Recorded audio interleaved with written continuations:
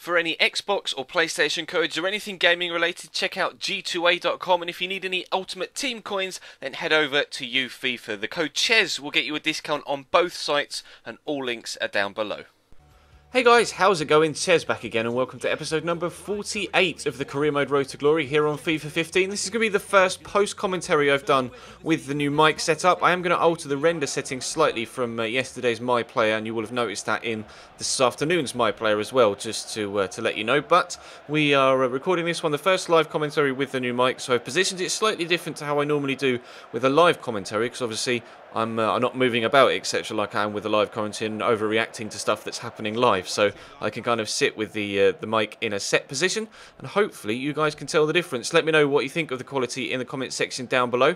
Hopefully you enjoy, and of course if you do, then feel free to hit that like button, and hopefully we could hit close to 200 again on today's episode. But we start with a game away from home against Chesterfield. Now, we've been going quite strong in League One so far. We are in the top three, obviously, been sat top for quite a while. We get off to a really poor start in the opening 4 minutes here, and Chesterfield actually take the lead. It's a really smart shot, but you see the deflection there in the replay off the defender's arm. I think initially that shot may have been going wide, and it was actually that deflection off the arm as I slid in that made it sneak in that bottom corner. So I was quite disappointed to have gone 1-0 down in such a fashion, but Tom Champion steps inside beautifully here.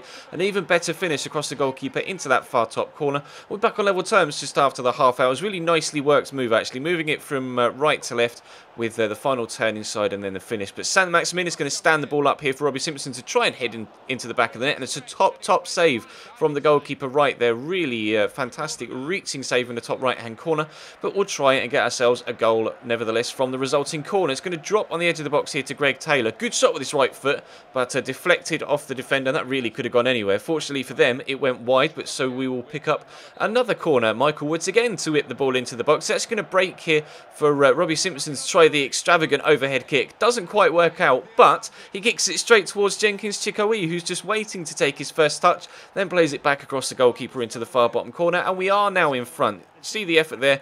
Good. It may actually have been going off target, the initial effort for Robbie Simpson there, but great first touch from Jenkins Chikowi, and then actually plays it back across the goal into the far corner where the previous shot had been headed and the goalkeeper couldn't cope with it. They're playing the ball about really nicely here, and they smash it into the back of the net in the 69th minute or 70th minute to make it Chesterfield 2, Cambridge 2. Quite an entertaining game, this one.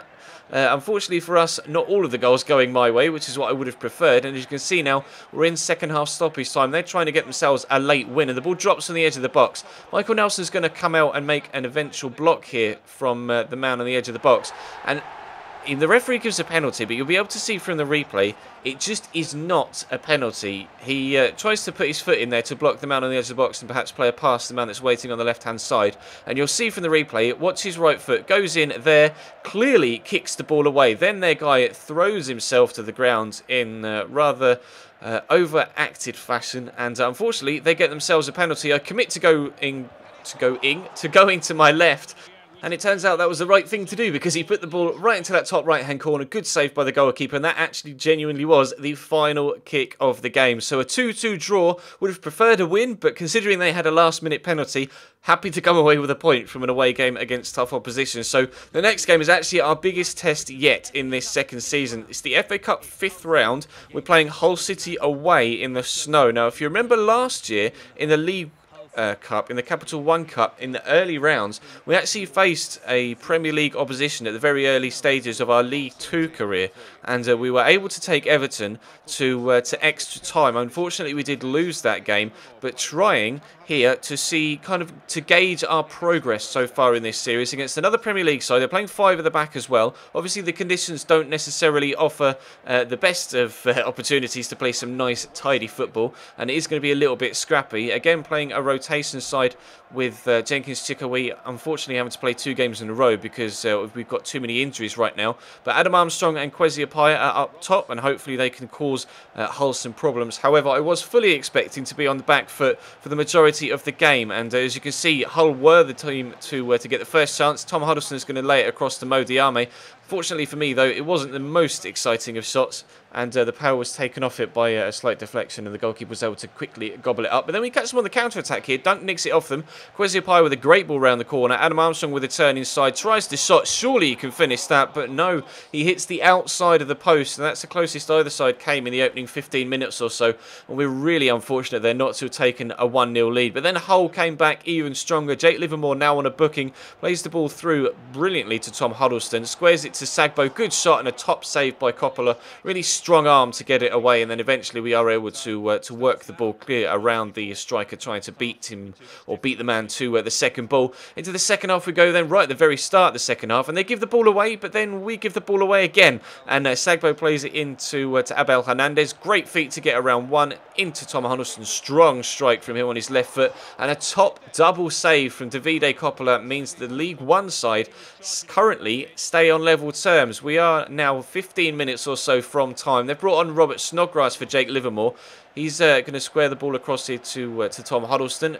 Gets the ball, rather fortunately, ends at his feet again, and unfortunately for them, Nikita Jelavic can't squeeze it into the corner, and again, it's a quite comfortable save for the goalkeeper. So we are actually on the attack now, 5 minutes from time. Harrison Duncan's going to try and do the man on the left-hand side with a great cross, and after beating him with great feet, we actually get a ginormous stroke of luck. There aren't many ways you can actually commentate on a moment like that, where the gameplay engine just completely screws itself in the arse, but the defender clears it against the goalkeeper. It then goes off the post. I try and get it in with Kwesi, who then misses the ball. You watch. He misses the ball first there. He's going to come back off the post. He'll miss it again.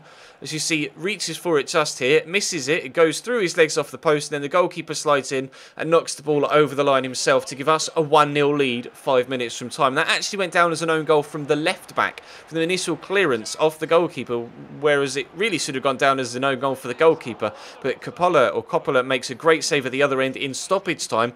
We get a shock 1-0 win away from home against Hull City, a Premier League side, obviously, that we really shouldn't be beating. And to be fair, we did not deserve the win. Hull were definitely the better side, and even though the conditions weren't the best, I think if they'd been even better, like if it had been sunny and not really too many issues with the pitch, then Hull really would have torn us apart. But we made the difference ourselves with trying to play a decent game on a snowy pitch. Tried to catch them on the counter-attack when I could. Fortunately for me, it paid off, and we were able to get the result, although not necessarily in the most glorious of fashions. But we were able to get the 3 points, not the 3 points, to progress into the next round, which is the most important thing. Now, we're into the third game of the episode here, as you can see, against Port Vale in League One, and unfortunately, we get off to a bad start. They take a 1-0 lead after taking forever to take the corner. Kind of put me off, and then eventually they put it into the back of the net. So 1-0 down after 17 minutes. Was not the way I wanted to start that game, especially considering we're just coming off the back of a morale-boosting victory against the Barclays Premier League side in the Cup. But we are going to work an opportunity here with Robbie Simpson. He's going to cut inside. Doesn't eventually actually able to get the shot away. They clear it, but only as far as the left-back.